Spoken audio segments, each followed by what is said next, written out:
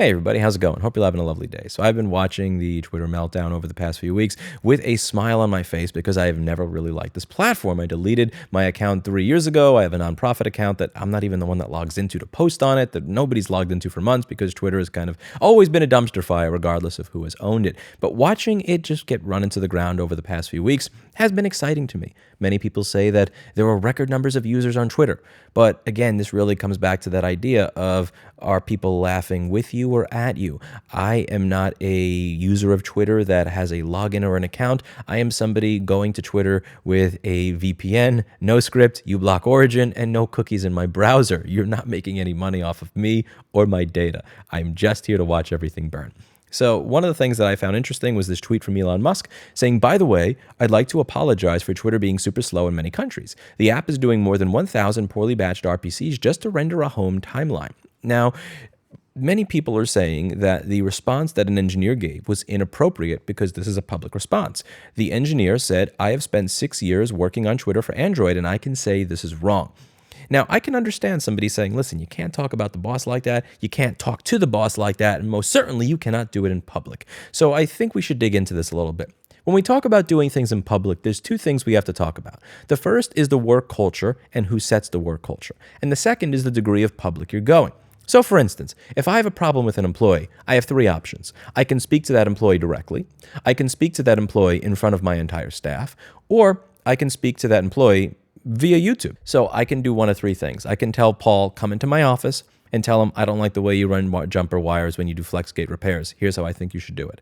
I can, in front of the entire store, say, the way you run FlexGate jumpers is really bad in front of the entire staff. Or I can just do it on YouTube. I can say, Paul sucks at running FlexGate jumpers when he does FlexGate repairs, just announcing it to the entire world. To be clear, he's really good at this. I'm just using it as an example. Those are three different ways I can do it. And the second thing is, how is the work culture set? The work culture is essentially going to be set by management and leadership, ownership, C-level executives, and so on. So here, Elon Musk is setting the example for the business that A, we are going to be doing this stuff publicly, and B, he is starting out by essentially trashing a lot of Twitter's infrastructure on Twitter. So he's not using Slack, private email, text message, come into my office, let's have a conversation, talking about it around, let's say an employee meeting where he has a meeting of the engineers and they're saying in the room what doesn't work. He is going to Twitter and then typing on Twitter that this is just bad infrastructure, this makes no sense, this is poorly done.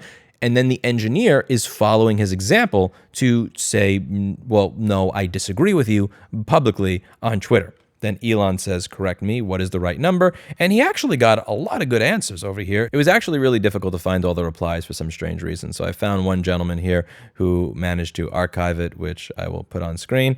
It says, we have done a bunch of work to improve performance, and we found that it correlates with increasing UAM and ad spend. Agree, there is plenty of room for performance improvements on Android. However, I don't think the number of requests is the primary issue. For a cold start of the app, there are 20 requests to load the home timeline. Most of the requests are non-blocking and happen in the background. This includes things like images, user settings, hash flags, etc. I think there are three reasons the app is slow. First, it's bloated with features that get little usage. Second, we have accumulated years of tech debt as we traded velocity and features over performance. Third, we spend a lot of time waiting for network responses. One performance-focused holdback, Go DDG, DGG? Destiny? 7601 showed a causal increase of 40 million UAM. For reference, mixed media only showed plus 10 million UAM. If we want to improve things, we need to make trade-offs that favor performance over new features to work. Frankly, we should probably prioritize some big rewrites to combat 10 plus years of tech debt and make a call on deleting features aggressively. Now, as an employer, as a business owner, as a tech business owner, this sounds like somebody that is excited about making the platform better. They're not only explaining how the infrastructure works, they're not only explaining what the flaws are, but he's explaining the mindset and the priorities that the company used to have that resulted in things being done the way they're done now, that resulted and led to the flaws that Elon is talking about in the app. So he's not just saying, here's why things suck. He's saying, here's how things are coded. Here's why it was done that way. Here's what we should do in the future so that we can see your vision through. And so what's going to happen here? Do you think he's actually going to say, okay, cool, maybe I was wrong about this, I'll look into it, or yeah, you know what, if this is the way to make it better, let's make it better that way? Do you think that that's what's going to happen? Or do you think that Elon Musk is going to tweet out he's fired because he doesn't like it when people do publicly to him what he does to them? Of course, he fires him because he's that thin-skinned. And again, this is one of those things where people will say, well, Lewis, what would you say if one of your employees said any of these things publicly? Honestly, my employees don't do that because I don't trash talk them publicly. Here's something to understand as a business owner. As a business owner, I set the culture of the business. Anything within the culture of the business that's not going the way I want can in some way, shape, or form be traced back to me. Now, you can say, well, this guy's been there for 6 years, but at the same time, who started this? Him.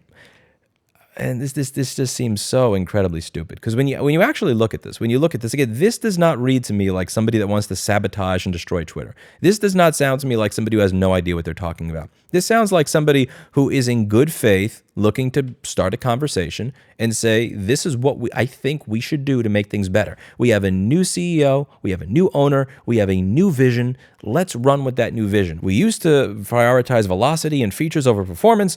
Let's change shit. Here's how we can do it.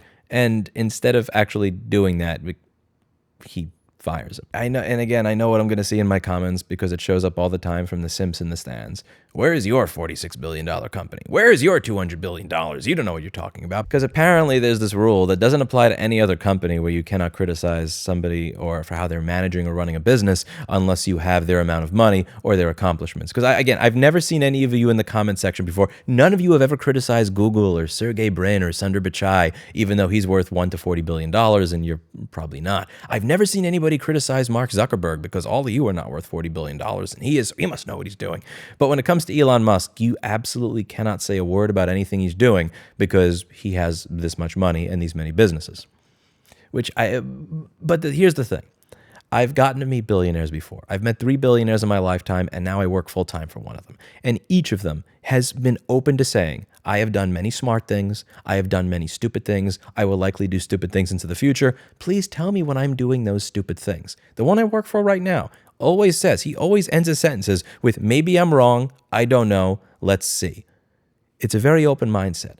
They're human beings. They're mortal. They have the ability to make mistakes like the rest of us. Something to keep in mind here. Elon Musk's words, not mine. And I quote, I have too much work on my plate, that's for sure. I'm working the absolute most I can work, morning to night, 7 days a week. That's the type of thing that's going to lead to burnout. That's the type of thing that's going to lead to bad decision-making, and maybe, just maybe, the type of decision-making where instead of invite somebody into your office to say, okay, maybe I got something wrong in my tweet. How do we make this better? You just get offended and fire him.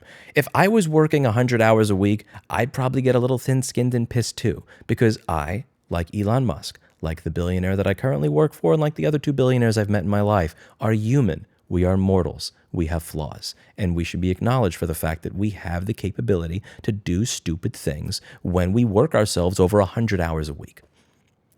I think this is a piss-poor way to manage people. I think it's going to result in less people being open to sharing what could be done better with the platform. I think it's going to result in even lower morale than you have right now. And again, maybe you think that's good. Maybe you hate Twitter. Maybe you think Twitter is a dumpster fire and you just kind of enjoy watching it crash and burn. That's why I'm there. Let me know what you think in the comments down below. That's it for today. And as always, I hope you learned something. I'll see you all in the next video. Bye now.